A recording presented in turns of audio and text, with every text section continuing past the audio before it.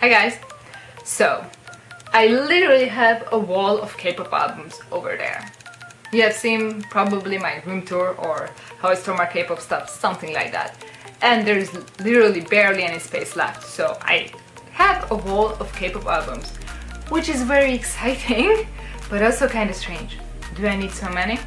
And then when I look at some random groups on my shelf, I just get happy, like, oh, I have all these albums, oh, they are so precious, and I have these feelings. So when I look individually at them, I rarely feel overwhelmed or like, I never feel like, oh, I made the wrong decision. So, and you know, I never really sell like albums. I have certain biases for years. I don't change biases, like it's very rare.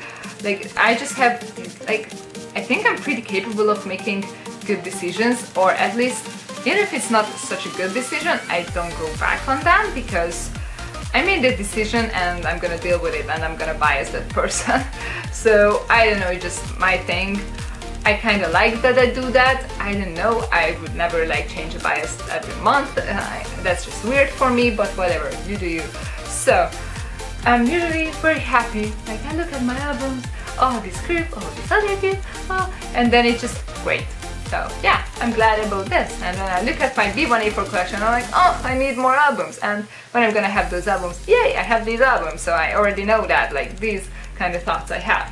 So whenever I think, oh, I have so many albums, the next thought is immediately like, oh, but I love having this and this and this, and then I'm like, oh, always happy, you know. So am I not happy with some of them? Maybe. And that feels so weird because that some of them is actually not even 1%. So yeah, it's not even 1%. So I think that's a pretty good thing. Like, I don't think many people are capable of buying albums like that. So I'm kind of proud of myself, at least from my point of view, which is kind of strange to say. Yeah, whatever. Recently I sold 2 albums. You know, weird. Like, and not extra copies. Selling extra copies is a totally different thing.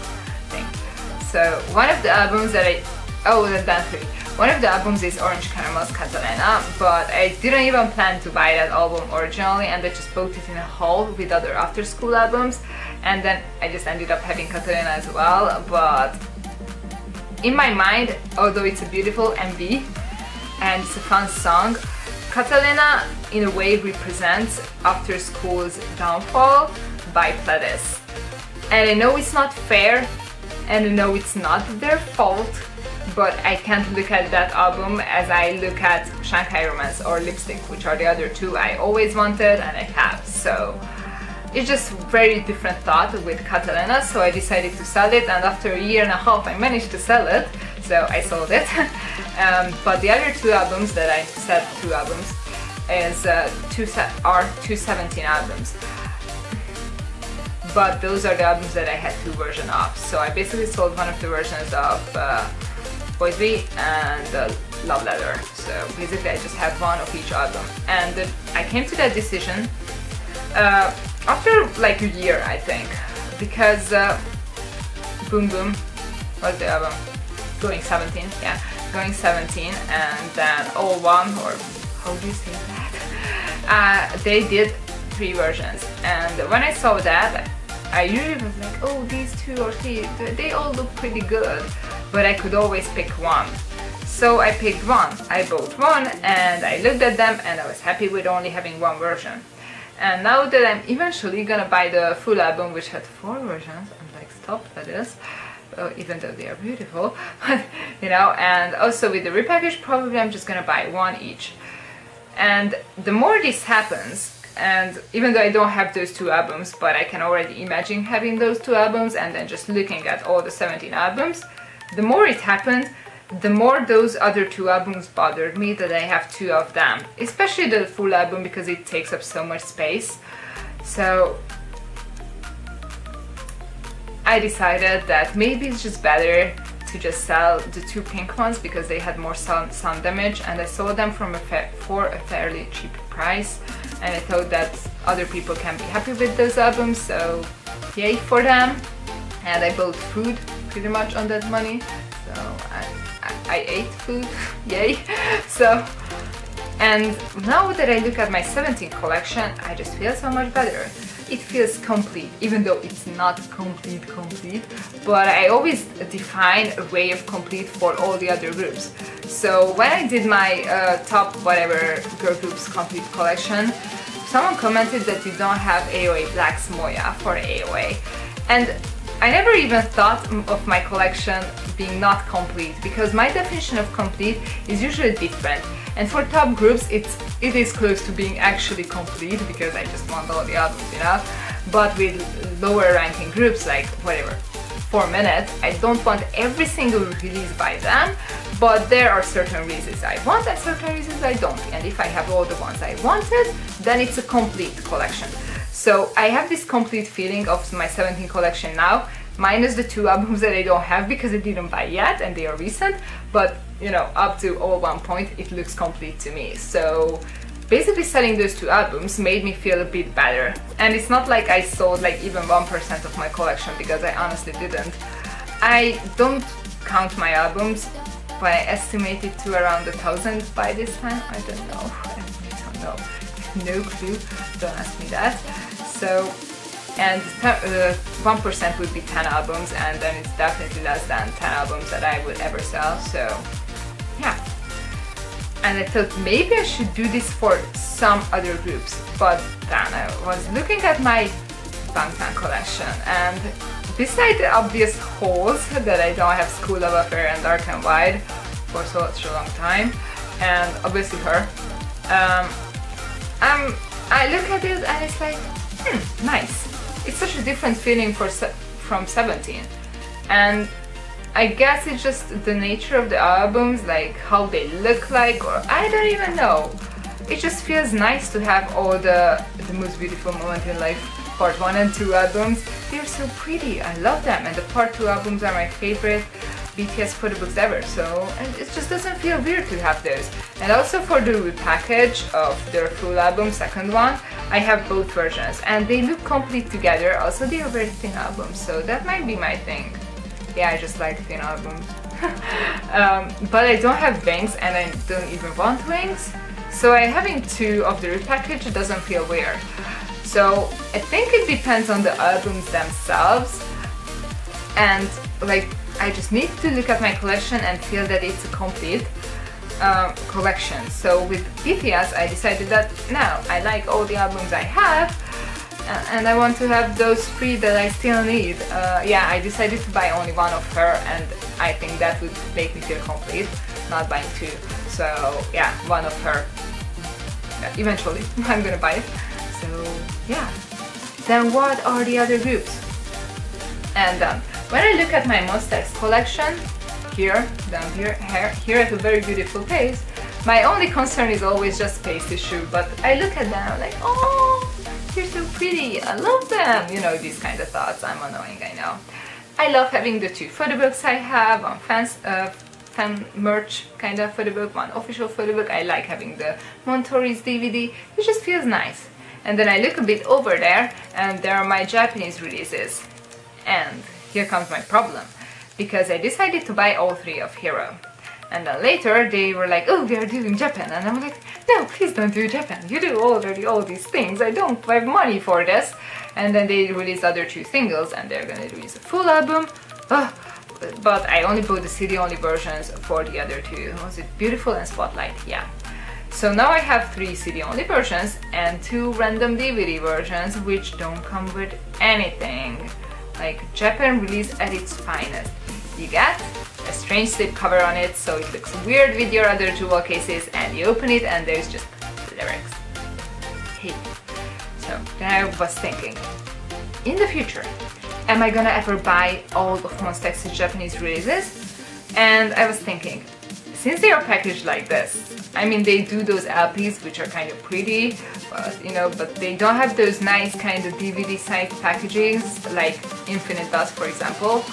So while looking at them, I'm like, no, probably not. I'm never gonna have all the releases for Monster X's Japanese discography. So then why do I have those 2 DVD versions? And that's where the problem came in, like, And then I decided to give them to May because she's gonna have all of them. She plans to buy all versions of every release in Japan for Monsta X.